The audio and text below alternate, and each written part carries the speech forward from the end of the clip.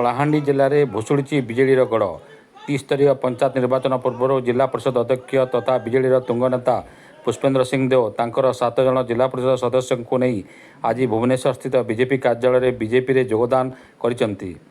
BJP राज्य सभापति मनमोहन सामल कलाहांडी अन्य नेता विधायक उपस्थित विजेडीर नेता माने बीजेपी रे मिशिंट। धीरे धीरे विजेडीर बहु ब्लॉक अध्यक्ष पूर्व बीजेपी रे मिशिथिबा बेले एबे जिला परिषद अध्यक्ष बीजेपी रे मिश्रण बीजेडी को सख्त धक्का लगी।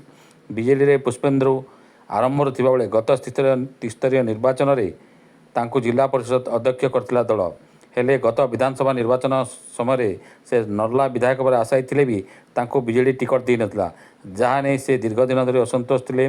बीजेडी अधिकांश कार्यक्रम में जोग भी देउ नथिले। से पूर्वतन मंत्री स्वर्गत किरण चंद्र सिंहदेव पुत्र अटंती।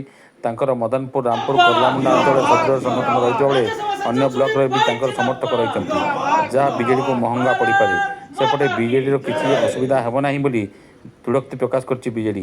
तेरे त्रिस्तरीय पंचायत निर्वाचन पूर्व एमती तुंग निर्वाचित प्रतिनिधि माने खसवा बीजेडी को असुविधा पकाई पारे राजनीतिक महल चर्चार विषय। Bureau report.